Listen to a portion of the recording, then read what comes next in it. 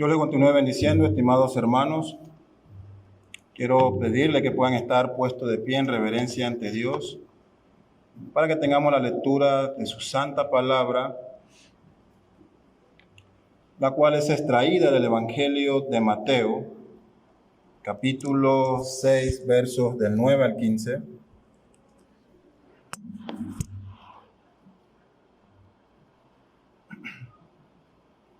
Dice así: Vosotros pues oraréis así: Padre nuestro que estás en los cielos, santificado sea tu nombre, venga tu reino, hágase tu voluntad como en el cielo, así también en la tierra.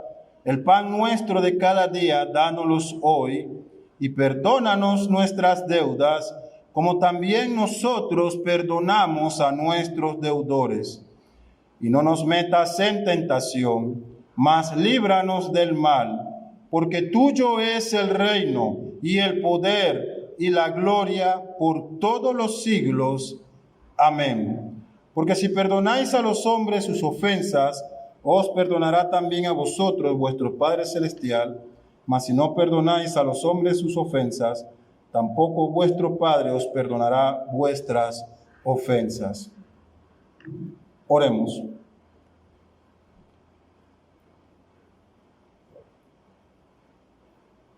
Padre Celestial, alabado y glorificado sea tu santo nombre, Señor.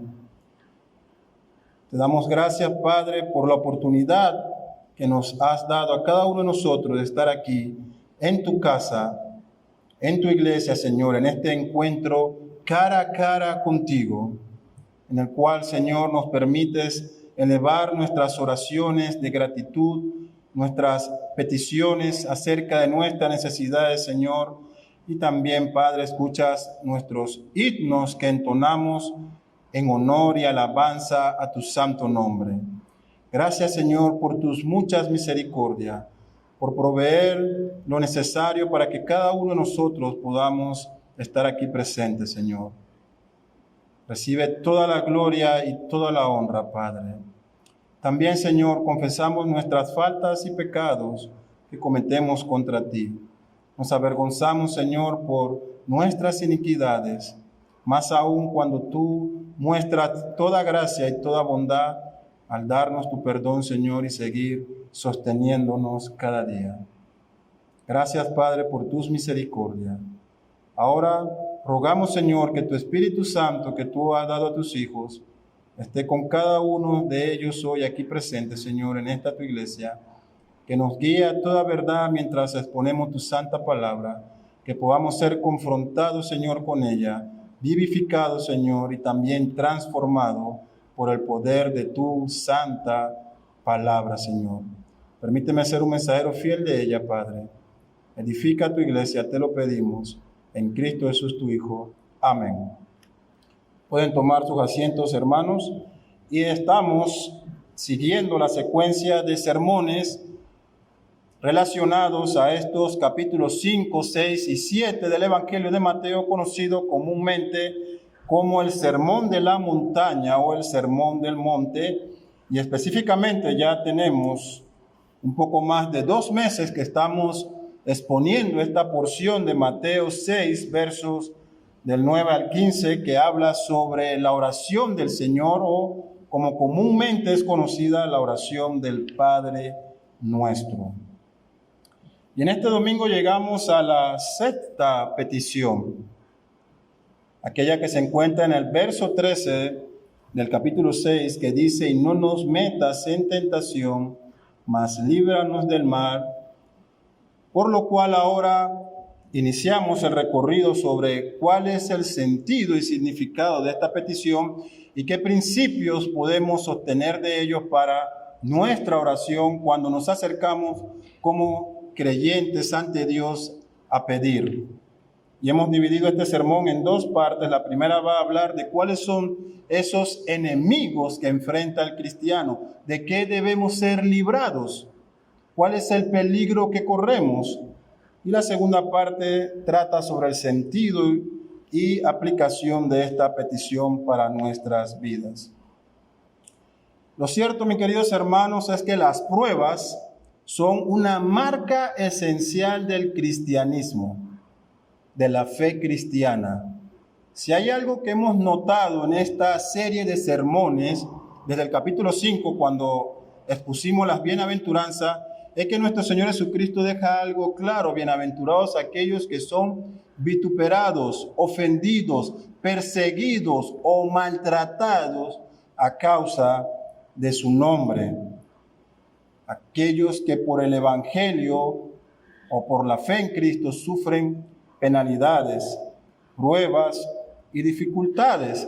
Por consiguiente, los ciudadanos del reino celestial son aquellos que están expuestos a experimentar pruebas, dificultades en grados diferentes y de forma particular en cada persona. Las pruebas que yo pueda estar enfrentando no necesariamente serán la misma que usted enfrente. Y sin embargo, hay pruebas que podemos enfrentar en común también, como el caso de esta pandemia y otras que afectan por igual a todo, pero aún así en esa generalidad hay particularidad en la forma en que cada uno la experimenta. Así que las pruebas pueden ser una enfermedad, una situación familiar, laboral o una persecución, como ya dije, a causa del Evangelio. Lo cierto es que no hay nada más equivocado que creer que ser cristiano te desaparece todos los problemas de la vida. Y que al momento en que crees en Cristo, entras, como dicen las leyendas urbanas, a un cuento feliz, en donde tu vida estará alejada de todo tipo de dificultades, sino que vivirás para siempre de una manera feliz. Lo cierto es que la vida cristiana es la vida más feliz que hay, pero esa felicidad también se transita en medio de pruebas y dificultades, en medio de toda clase de aflicciones. ¿Qué dijo Pablo en Hechos 14:22? Es necesario, nótese esa urgencia, esa afirmación, es necesario. Ahora bien, él no está hablando a gente común de Éfesos o no creyente. Él se está despidiendo de los ancianos, de la iglesia donde estuvo. Y él dice, es necesario que a través de muchas tribulaciones entremos en el reino de Dios. Eso es para creyente. El evangelio de la prosperidad te puede pintar un evangelio de felicidad sin problemas, pero eso no es el evangelio. Lutero, en su comentario al Padre Nuestro sobre esta petición, él dice, esta petición nos enseña cuán mísera es nuestra vida en este mundo, pues todo es tentación aquí, todo es una prueba, todo es una situación que pone al creyente en un estado de crisis, por decirlo de esa manera. ¿Y por qué un estado de crisis, hermanos? Porque el camino a la patria celestial es angosto, pedregoso y lleno de dificultades, mientras que el camino del mundo es amplio, pavimentado, 6 carriles, autopista sin peaje, ¿me entiende? Fácil, pero te lleva a la perdición. Y cada día usted y yo somos expuestos a situaciones que prueban nuestra fe, tanto en lo familiar como con amistades, como en lo secular, aún estando solos, cada uno es puesto a prueba. La historia cristiana nos muestra que la iglesia y el creyente ha sufrido a lo largo de muchos periodos este tipo de pruebas. Nótese nada más esta, durante el siglo XVI, en Inglaterra, se da una de las más terribles persecuciones contra los cristianos protestantes de aquella nación. Y esto pues con la llegada al poder de la reina María I. Y fue por allá, por el 1555, cuando los obispos Hus Linterners y Nicolás Riley murieron en la hoguera durante estas persecuciones que comandaba esta reina que fue llamada posteriormente con el apodo de María la Sanguinaria o María la Sangrienta. Y estos obispos, ¿cuál fue su delito? ¿Cuál fue su ofensa al Estado, al mundo? Ellos fueron llevados a la hoguera por persistir en predicar sobre la justificación solo por la fe, por afirmar que solo y únicamente a través de la fe en Cristo el hombre puede ser salvo. Esa fue su condena de muerte. En su ejecución, cuando están a punto de morir y se incendia este fuego sobre la hoguera del obispo Leiterne, dice la historia que él le gritó a su compañero Nicolás, que moría al lado suyo, lo siguiente. Él le dijo, llamando a su amigo, anímate, maestro Riley, y compórtate como un hombre. Este día encenderemos tal vela en Inglaterra, por la gracia de Dios, que estoy seguro que jamás se apagará.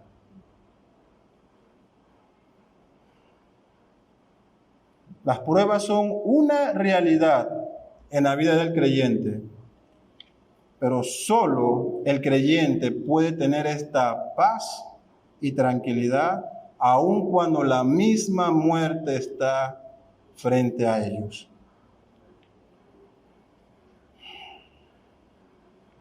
Y lo primero que deseo atender, después de esta breve introducción sobre esta petición, no nos metas en tentación, mas líbranos del mal. El primer punto es aclarar de forma inmediata ese error que existe o que puede dar cuando leemos esta petición, de que es Dios quien nos está metiendo a ser tentado, es Dios quien está incitando el pecado en el creyente.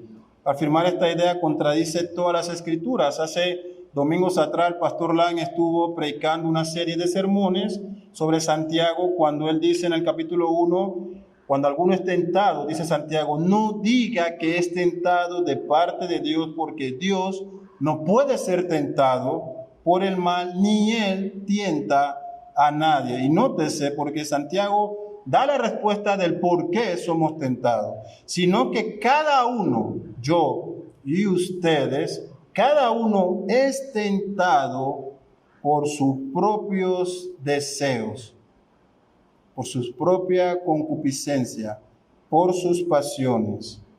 Lo que Santiago dice es que el deseo de pecar en el hombre no proviene de Dios, sino que son las propias pasiones, pensamientos, ideas y emociones que yacen en nosotros, que subsisten en nuestro ser, que nos impulsan a pecar, que nos exponen a la tentación.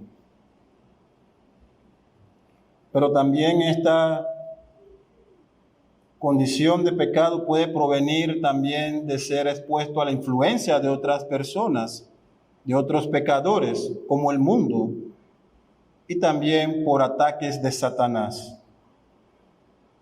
Es por eso que el primer punto entonces es identificar cuáles son estos enemigos que luchan contra la fe cristiana. Lutero identificó a tres. Él dijo que los enemigos con los cuales el creyente batalla cada día es el mundo, su carne y Satanás. Así que notemos por qué entramos en una lucha contra el mundo. En Juan 17, usted puede buscarlo en su Biblia, verso 14 al 16, otra oración de Jesucristo, conocida como la oración sacerdotal. Él está orando por sus discípulos, está orando por usted también, cuando dice que ora por aquellos que creerán por la palabra de los apóstoles, se refiere a usted y a mí. Él pide esto en los versos 14 al 17, él dice, yo les he dado tu palabra, hablando de los discípulos, yo les he dado tu palabra y el mundo los ha odiado. Y el mundo los ha odiado porque no son del mundo, como tampoco yo soy del mundo. No te ruego que los saques del mundo, sino que los guardes del maligno. Ellos no son del mundo, como tampoco yo soy del mundo. Una de las cosas que más me inquieta es escuchar a creyentes hablar de que la iglesia debe hacerse más como el mundo para alcanzar a los perdidos. Debemos ser una iglesia más actualizada en cuanto a lo cultural, más acorde a la tendencia. Pero Cristo dice, yo les he dado tus palabras y el mundo los ha odiado.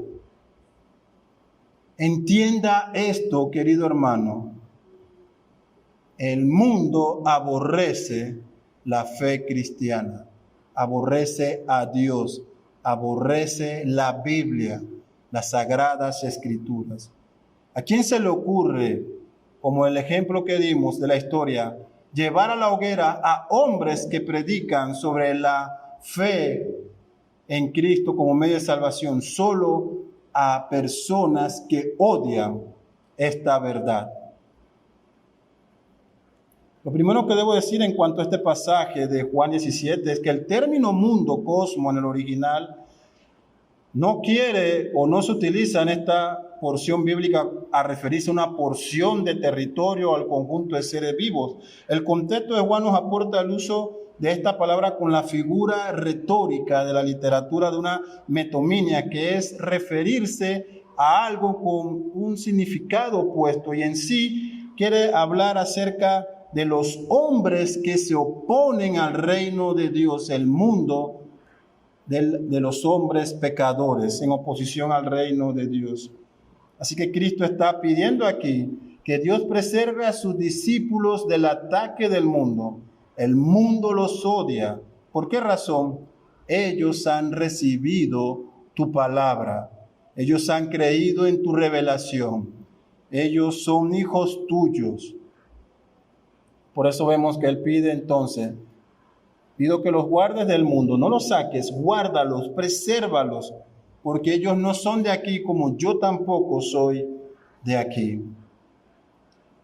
En Romanos 12, Pablo nos dice en los versos 1 al 2, así que hermanos, os ruego por la misericordia de Dios que presentéis vuestros cuerpos en sacrificio vivo, santo, agradable a Dios, que es vuestro culto racional. Y note esto, aquí está el énfasis, no os conforméis a este siglo, a este mundo, a esta época, no os conforméis, sino transformaos por medio de la renovación de vuestro entendimiento, para que probéis cuál sea la buena voluntad de Dios, agradable y perfecta.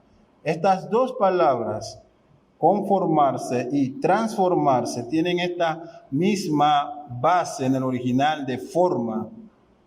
El prefijo con habla de estar conformado o de amoldarse. Es posible que usted tenga una traducción de la Biblia que traduce el original esto como adaptarse a este siglo.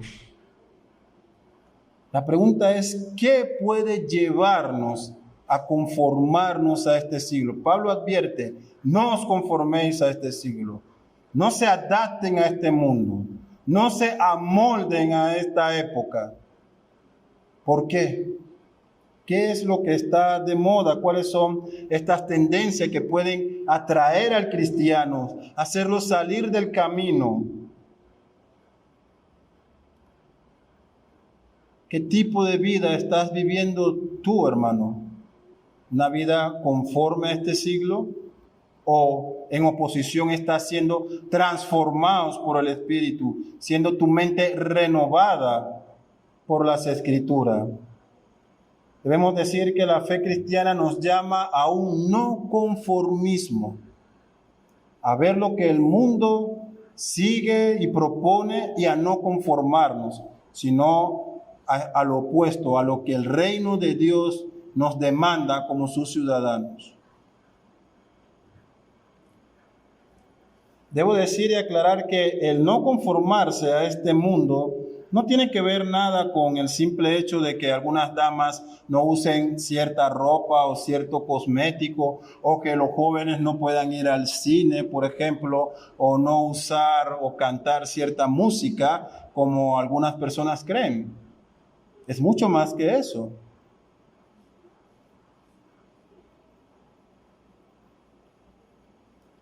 No podemos caer tampoco en el error de los esenios, de estas sectas judías que creía que la única manera de mantenerse puro era salirse del mundo. Ellos entonces se salen de Israel, se van a las montañas, el Mesías llega, predica, resucita, asciende al cielo y todavía ellos no se han enterado. No se trata entonces de tampoco aislarnos. Cristo pide por los discípulos: yo te ruego que los preserves del mundo, no que los saques, están aquí. Pero estando aquí, Señor, dice Jesús, presérvales, guárdalos, que no se conformen, que vivan bajo los preceptos del reino de Dios, que no se amolden a las tendencias de este mundo, que imparten el mundo, que sean luz y sal al mundo, no que sean cubiertos por la oscuridad del mundo. El no conformismo con el mundo, entonces, para el creyente es ser hombres y mujeres de verdad, en quienes se puedan confiar, que vivan para la gloria de Dios, que estén dispuestos a que si su vida corre peligro por causa de la fe, ellos puedan dar defensa de esa fe, poniendo su mirada en la patria celestial, viviendo como ciudadanos del reino celestial. Y es interesante, hermanos, porque si hay algo que ocurre cuando somos salvados, cuando el Espíritu Santo actúa en nosotros con el nuevo nacimiento, es que se da esta transformación, esta renovación de nuestro corazón y de nuestro entendimiento. Es irónico ver a un creyente con una mentalidad secular, mundana en ciertas formas y en prácticas también, con una dependencia estatista, como en el caso de nuestro país.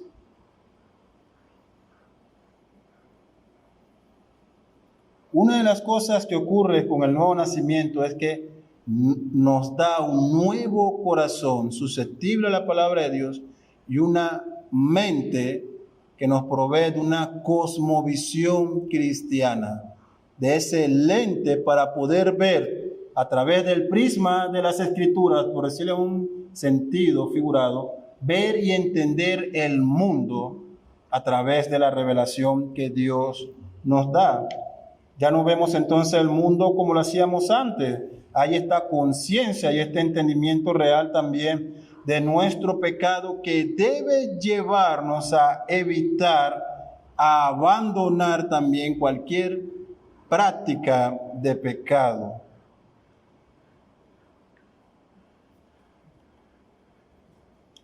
Estos pasajes, Juan y Romanos, que hemos leído, nos dejan muy en claro que el mundo, en primer lugar, está en guerra contra el creyente. Odian a aquellos que han recibido la palabra de Dios. Y que es necesario que los hijos de Dios no se amolden a Él.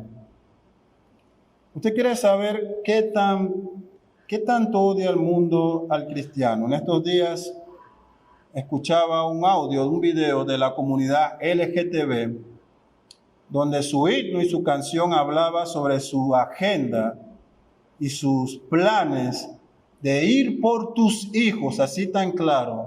Vamos por tus hijos, lo vamos a tomar, lo haremos nuestro, vivirá nuestra clase de vida. Así es. Es un ejemplo nada más de lo que la iglesia tiene que enfrentar hoy y de los terribles días que vienen por delante. El mundo no quiere que el creyente juzgue con las Escrituras el tipo de vida que ellos llevan. No quiere que se condene el pecado, la corrupción y la inmoralidad. Por eso, hermano mío, usted debe entender que como creyente hay un estado de guerra declarado entre la iglesia y el mundo. pero también vamos a ver de qué manera haremos frente a esta realidad. El segundo enemigo entonces que enfrenta al creyente es la lucha contra la carne. En Romanos 13, versos 12 al 14, el apóstol escribe así: la noche está avanzada y se acerca el día.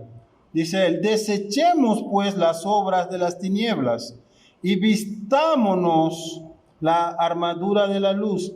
Andemos como de día honestamente, no en glotonerías, no en borracheras, no en lujurias y lascivia, no en contiendas y envidias, sino vestíos del Señor Jesucristo. Y note esto: y no proveáis para los deseos de la carne. Esta palabra de vestíos en el Señor Jesucristo da esta idea de hundirse en Cristo, en sus vestimentas, en ser cubierto, revestido por Él. Y llega esta advertencia también: vístete en Cristo y no proveas para los deseos de la carne. No te coloques en situaciones que alimentan tus pensamientos y tus emociones y sentimientos pecaminosos. No te pongas en situaciones en las cuales estés al borde de caer en la tentación.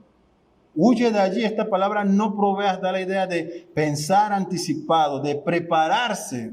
No planees situaciones, dice el apóstol, donde te encuentres en una situación de caer en el pecado. Cuando el Nuevo Testamento habla de esta lucha de la carne y del espíritu, se refiere a la lucha que hay del pecado a un remanente en cada hijo de Dios contra o en oposición a la influencia ahora del Espíritu Santo en la vida del creyente, que está renovándola, regenerando y santificándola de manera progresiva. Así que hay esta lucha interna allí entre lo que queda del pecado con el Espíritu Santo que ha sido dado. Y aunque este proceso de la regeneración es en cierto modo progresivo, no significa que estemos inmunes de pecar. No existe tal cosa como un creyente inmune al pecado. Por eso Pablo da esta advertencia: no proveas. ¿Eres soltero? ¿Soltera? No te expongas en situaciones que te lleven a pecar, a cometer actos sexuales fuera del matrimonio. ¿Estás en tu trabajo? No te expongas a situaciones donde seas tentado al hurto, a la corrupción o a cualquier otra cosa. Evita, cuídate, es lo que Pablo dice. Provee medios para huir de la tentación, no para entrar en ella. Vístete de Cristo, revístete de Él. Y esto da paso, hermanos, a que brevemente hablemos sobre ese error que se enseña en la Escritura sobre el creyente carnal.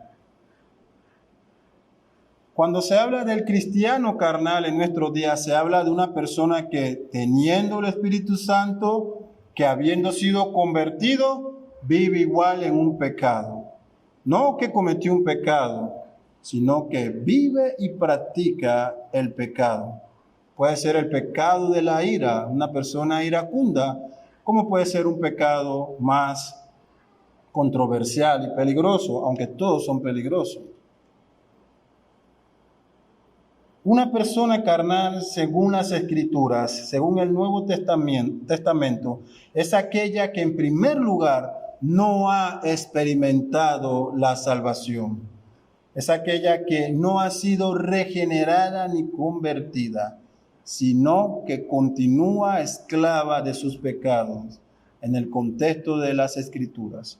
Y un cristiano es aquel que ha experimentado la salvación, que tiene un corazón y una mente renovada. Nótese usted la diferencia, porque hablar de un cristiano carnal es hablar de dos cosas opuestas totalmente. Una bajo la influencia del Espíritu Santo, luchando contra el pecado, y otra que, de acuerdo a las Escrituras, se goza y disfruta del pecado. ¿Entiende usted entonces el peligro que hay cuando queremos apadrinar pecado en la iglesia. Lo que pasa es que ese hermano es todavía carnal. Estamos diciendo que aunque ha experimentado la salvación, el Espíritu Santo no ha tenido el poder de transformar su vida para que esa persona abandone completamente cualquier práctica pecaminosa. Eso es lo que estamos afirmando cuando nos referimos a un cristiano carnal. La realidad es que el creyente está siendo renovado progresivamente, santificado progresivamente. Él no deja de parecerse más a Cristo. Él va cada día formándose más a la imagen de Cristo. Eso es lo que la Biblia enseña. Así que tenemos esta lucha contra la carne, una lucha que llevamos a todas partes, que nos acompaña a todo lugar. En la soledad de nuestra recámara, ahí estamos nosotros con nuestros pensamientos y emociones. No podemos culpar a nadie de tentarnos. Es una lucha que llevaremos hasta el día de nuestra muerte, cuando ya seamos glorificados y perfeccionados y completados en la imagen de Cristo. El tercer enemigo que enfrenta a la iglesia es la lucha contra el diablo. Y de acuerdo a las Sagradas Escrituras, Satanás, el diablo, es un ser personal que se deleita en la maldad. ¿Y por qué hago esta aclaración en primer lugar? Porque una de las razones por la cual el mundo no teme a Dios y aún creyentes viven sin temor a Dios es porque tienen una percepción, un entendimiento incorrecto sobre Satanás y sobre la realidad del mal y del pecado. Dos errores comunes en la actualidad dentro del círculo de la comunidad cristiana, no hablo del mundo, sino dentro de la iglesia. El primero de ellos es presentar a Satanás como una caricatura, tratarlo como una cómica, insignificante. Y el otro extremo es otorgarle a Satanás virtudes y atributos únicos de Dios como si él lo poseyera. Dos terribles errores. Y el mundo lo que hace, el hombre moderno lo que hace es que presenta a Satanás no como una persona o una criatura, sino como una fuerza impersonal, como esta vibra negativa, ¿no? Ustedes lo han escuchado, tiene vibra negativa, hay vibra negativa, es como el mundo lo ve. Sin embargo, aclaramos que las Escrituras presentan a Satanás como un ser creado, una criatura, una persona. Porque una fuerza impersonal no tiene moralidad. La gravedad no puede hacer algo bueno o malo. El viento tampoco puede hacer algo correcto o incorrecto. Fuerzas impersonales. Satanás actúa con maldad. ¿Y cómo lo describe las Escrituras? Lo describe como un ser astuto, orgulloso, mentiroso, engañador y asesino. Cristo le dice a los fariseos en el Evangelio: ustedes son hijos de Satanás. Su padre miente desde el principio. Está dirigiendo al diablo como persona, como una criatura. Y esta práctica de caricaturizar al diablo es heredada de la Edad Media, cuando en aquella época pensaron que como Satanás es orgulloso, lo que más les debe doler es que ofendamos su orgullo, y se crearon todas estas imágenes de él con un trinche y vestido de rojo, de bufón, y de esa manera en aquella época creían que hacían frente a Satanás. De allí entonces a nuestra época ha llegado prácticas que usted puede escuchar en muchas iglesias donde el predicador manda a la congregación a pisarle la cola a Satanás y cosas como el estilo. Errores dentro de la iglesia.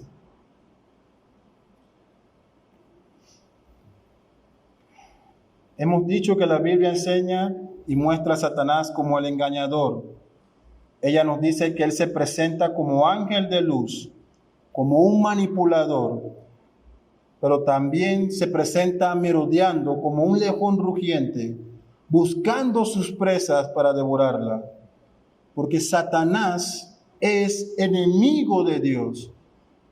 Eso significa que es enemigo de la iglesia, y eso implica que él sea enemigo de cada persona que sea parte de la iglesia, de cada hijo de Dios que forma parte del cuerpo de Cristo. Es enemigo suyo y mío, y de esta iglesia y de toda la iglesia universal. La Biblia nos dice que la especialidad de Satanás es ser el tentador y el acusador.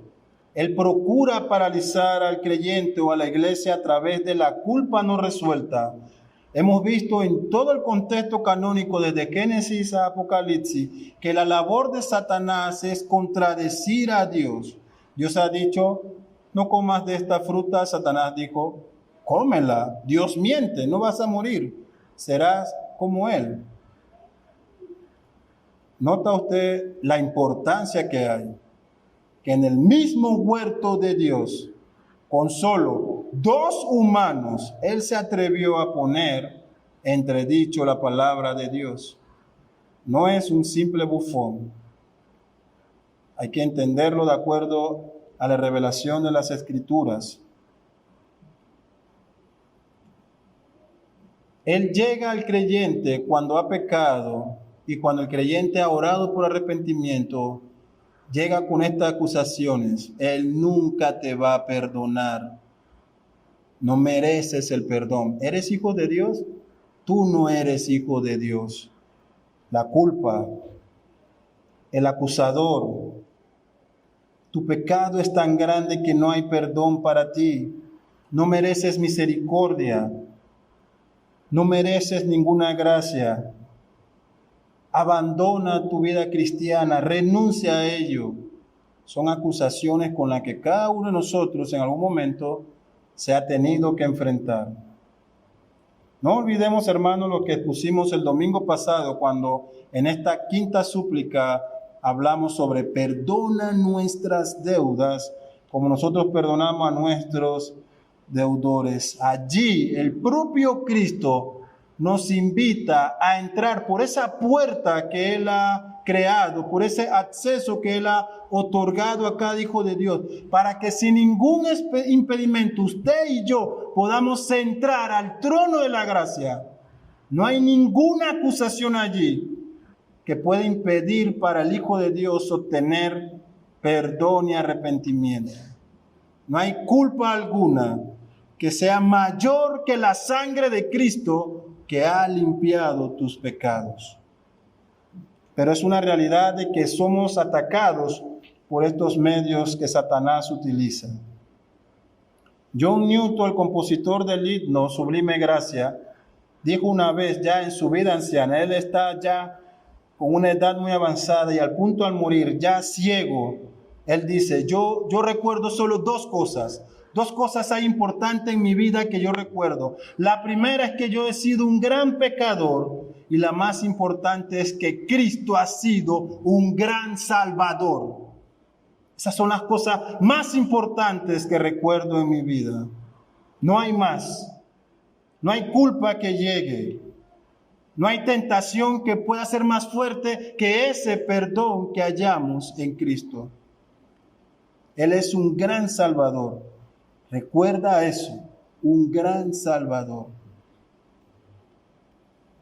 Cuando la culpa llega a ti, recuerda lo que el propio apóstol Juan dijo, si confiesas tus pecados, si te acercas en arrepentimiento, Él es fiel y justo para perdonar tus pecados y para limpiarte de toda maldad.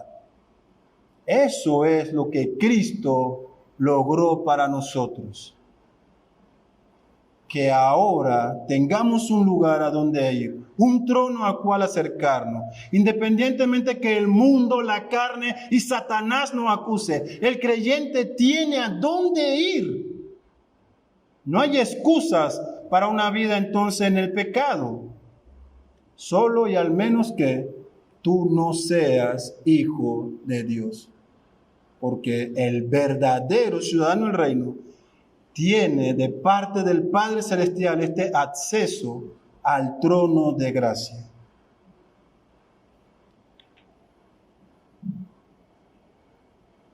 ¿Quieres saber qué tan peligrosos son los ataques del maligno? La Biblia se refiere a él como un astuto o inteligente que está buscando engañar y hacer tropezar a cuantos pueda. Y nótese este episodio del Evangelio cuando en el aposento alto, en esta última cena, nuestro Señor está hablando sobre lo que le va a acontecer y cómo será llevado preso y golpeado y maltratado y crucificado. Y Pedro, ese apóstol vigoroso, fuerte, decidido, se levanta y dice: yo iré contigo. A donde tú vayas, yo iré hasta la misma muerte. Y Cristo le dice en Lucas 22, 31, Simón, Simón, he aquí, Satanás os ha pedido para zarandearte. Pero yo he rogado a ti. Esta es maravilloso ver al Padre rogando por Pedro, de la misma manera que por cada uno de nosotros. Pero yo he rogado a ti que una vez caído te levantes. La pregunta es si usted es más fuerte que Pedro.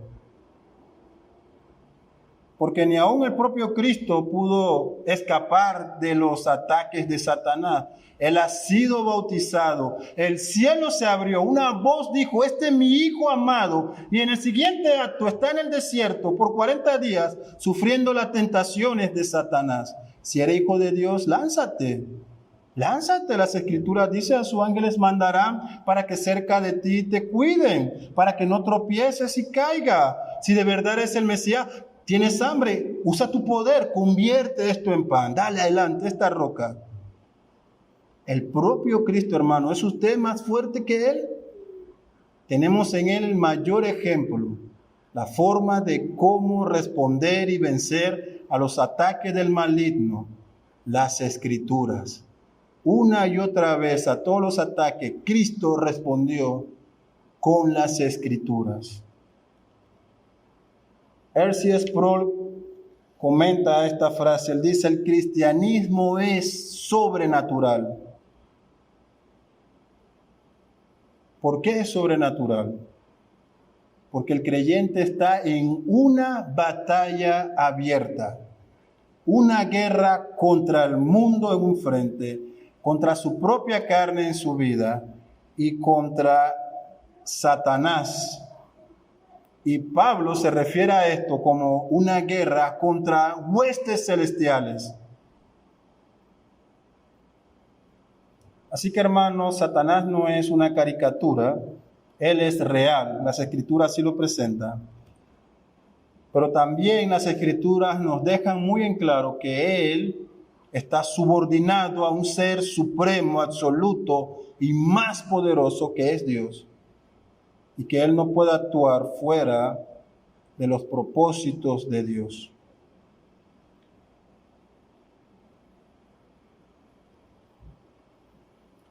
Pero es triste ver, hermanos, cómo la ignorancia por no estudiar las Escrituras permea la iglesia y se enseña en muchos púlpitos.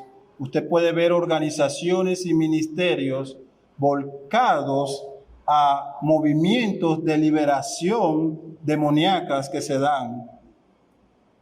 Lo curioso es que ellos actúan liberando a cristianos de posesión demoníaca. Yo sé lo que usted está pensando. ¿Es eso en serio, pastor? Sí. Pero déjeme decirle que no hay ni un solo pasaje, ni uno solo, en las Escrituras que muestre que un verdadero hijo de Dios puede ser poseído por el diablo. Ni uno solo. Decir esto significa, y es afirmar, que las fuerzas diabólicas tienen el poder de eliminar la influencia y la presencia del Espíritu Santo en la vida del creyente y reclamar esa vida como su propiedad, algo que claramente contradice las Escrituras, porque el Señor dijo a través de Pablo, donde está el Espíritu de Dios, allí que hay libertad. Libertad, donde está el Espíritu de Dios.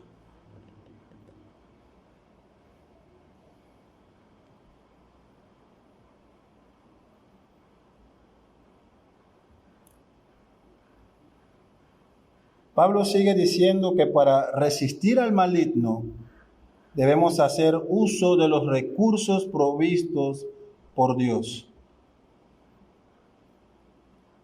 Nótese en Efesios 6:14, si usted puede abrir su Biblia, por favor, y sigue la lectura. Él hablando a la iglesia allí dice, está pues firmes, ceñidos vuestros lomos con la verdad y vestidos con la coraza de justicia y calzados los pies con el apresto del evangelio de la paz. Sobre todo tomad el escudo de la fe, note, con que podéis apagar todos los dardos de fuego del maligno, y tomar el yelmo de la salvación y la espada del Espíritu, que es la palabra de Dios, orando en todo tiempo, con toda oración y súplica en el Espíritu, y velando en ello con toda perseverancia y súplica por todos los santos. ¿Notó usted cuáles son los recursos o las armas que Dios ha provisto para sus hijos? Él ha dado su espíritu, la fe, la convicción de salvación, la gracia del evangelio, el poder de su palabra y la oración. Lo que Él nos ha dado para vencer al mundo, la carne y a Satanás. Pero claro está, querido hermano y oyente, amigo que nos visitas hoy, si nada de esto es una realidad en tu vida, usted será presa fácil de estos ataques. Si tu vida carece de oración, de lectura de la palabra, de convicción de salvación, de fe en Cristo, no puedes hacer frente entonces. Esto es imprescindible en la vida del creyente.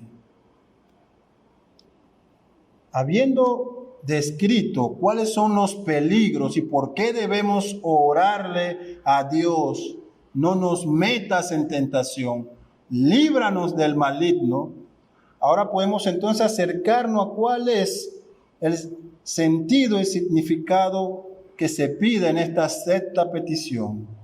Y para esto voy a citarle lo que Martyn Lloyd-Jones responde a esta pregunta: ¿qué pedimos en esta petición?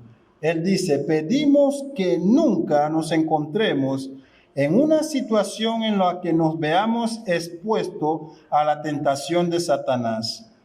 Y él añade: no quiere decir que le estamos imponiendo a Dios lo que Él tiene que hacer. Dios pone a prueba a sus hijos y nunca debemos tener la osadía de decirle a Dios lo que ha de hacer o lo que no ha de hacer. Él sabe que necesitamos mucha preparación para ir a la gloria, pero aunque no quiere decir que le estamos ordenando algo a Dios, sí quiere decir que podemos pedirle que, si está de acuerdo con su santa voluntad, no permita que nos hallemos en situaciones en las que podamos ser tentados fácilmente y en las que podamos caer. Significa que deberíamos pedirle que nos guarde de todo esto y que no nos deje llegar hasta allí. Eso es lo que pedimos en esta petición. Que Él nos remueva su aro de protección en nosotros, porque somos débiles, porque sabemos que necesitamos de su poder para preservar, porque por nuestras fuerzas es imposible, hermano. Recordemos, hermanos, como dije al principio, Dios no tienta al hombre a pecar, pero es muy cierto que hay buenas razones para pedirle a Él que nos guarde de la tentación. Nótese por qué debemos pedir esto. Mire estas razones, porque comúnmente somos tan descuidados y entramos en asociaciones con los incrédulos. El yugo desigual, por ejemplo, que se da en muchas ocasiones. Descuidamos nuestra devoción con Dios, dejamos de congregarnos, nos dejamos llevar por la corriente de este mundo y ser arrastrados por toda su forma de vida. Descuidamos nuestra devoción familiar en el hogar y dejamos que carezca de todo el sentido de lo que es una familia cristiana. Nos dejamos atrapar por la ociosidad. Decía Calvino, la ociosidad es el taller del diablo. Y en muchas ocasiones nos vamos al otro extremo de querer vivir vidas cristianas con el único propósito de alcanzar elogio y honra de los que nos ven y no de glorificar a Dios. ¿Nota usted por qué se hace necesario pedirle a Él que nos guarde aún de nosotros mismos? De nosotros mismos, porque nuestro corazón es tan engañador que puede hacer algo piadoso, convertirlo en algo pecaminoso por el orgullo y la vanagloria. Hedrisen dice, si es tu voluntad, no nos permitas, débiles como somos por naturaleza, inclinados al pecado, que entremos en situaciones que en el curso natural de los acontecimientos nos expongan a tentación y caída. Pero cualquiera que sea tu voluntad para con nosotros, líbranos del malo, del maligno. A modo de aplicación, hermanos, recurrimos a las Sagradas Escrituras en Romanos 8, 34 al 39. Nos provee tanta paz y consuelo esta porción de la Biblia. Pablo hace esta pregunta: ¿quién acusará a los escogidos de Dios? ¿Quién? Él dice, Dios es el que justifica. ¿Quién es el que condenará? Él responde, Cristo es el que murió, mas aún el que también resucitó, el que además está a la diestra de Dios, el que también intercede por nosotros. ¿Quién nos podrá separar del amor de Dios? ¿Quién? ¿Tribulación o angustia? ¿Persecución o hambre o desnudez o peligro o espada? ¿Qué? ¿Quién nos podrá separar? Como está escrito, por causa de ti somos muertos todo el tiempo. Somos contados como ovejas de matadero. Antes en todas las cosas somos más que vencedores por medio de aquel que nos amó. Por lo cual, dice Pablo, estoy convencido, estoy seguro de que ni la muerte, ni la vida, ni ángeles, ni principados, ni potestades, ni lo presente, ni lo porvenir, ni lo alto, ni lo profundo, ni ninguna cosa creada nos podrá separar del amor de Dios. Esa es la esperanza del creyente, que a pesar de que la lucha es real y dura, y que la iglesia es acorralada por el mundo, por Satanás y aún por nuestras propias debilidades, nada ni nadie, ningún estado, ni organización, ni movimiento político o ideología pagana podrá nunca detener el avance del reino de Cristo. Y nunca, aunque la hoguera sea el fin, o la cruz, o la espada, aunque nuestra vida esté en peligro de muerte, eso solo es el paso para la eternidad, hermanos. Oramos, no nos metas en tentación, líbranos del mal, porque sabemos que solo y únicamente con el poder de Dios es que podremos cumplir sus propósitos en esta vida. Concluimos, hermanos, con este resumen que hace John Stott sobre estas peticiones que hemos visto, las tres últimas. Él dice, las tres peticiones que Jesús pone a nuestros labios son hermosamente extensas en su aplicación. Cubren, en principio, toda nuestra necesidad humana, material, cuando pedimos el pan de cada día. Y también nuestra necesidad espiritual cuando pedimos por el perdón de nuestros pecados. Y también cubre nuestra necesidad moral cuando pedimos líbranos de la tentación y del maligno. Lo que hacemos cada vez que decimos esta oración es expresar nuestra dependencia de Dios en cada área de nuestras vidas. Además, un cristiano trinitario está obligado a ver en estas tres peticiones una alusión o simbolismo velado a la Trinidad, ya que es por medio de la creación y providencia del Padre que recibimos nuestro pan cada día, y es por medio de la muerte expiatoria de Cristo que podemos ser perdonados por nuestras deudas y pecados, y es por medio del poder del Espíritu Santo que habita en nosotros que somos rescatados del mal. Oremos.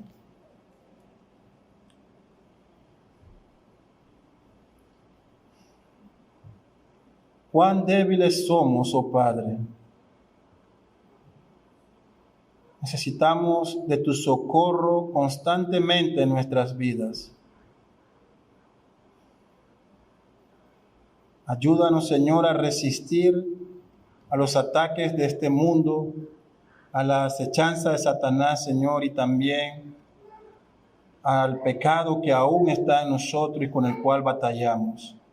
Que cada hijo tuyo aquí, Señor, viva en constante arrepentimiento y mortificación por el pecado, luchándolo, matándolo, abandonándolo, apartándose, Señor, de cualquier práctica que lo exponga al pecado y revistiéndose en Cristo, tu Hijo. Que podamos cortar cualquier cosa, Señor, que está proveyendo para los deseos de la carne. Y que caminemos esta vida cristiana hacia la patria celestial con nuestra mirada puesta en ti, nuestros ojos fijados en la eternidad, Señor. Y sea cual sea tu voluntad para nosotros, Padre, danos fuerza para que podamos cumplirla, para gloria de tu nombre. Bendice a tu iglesia, Señor, te lo pedimos, en Cristo Jesús, tu Hijo. Amén.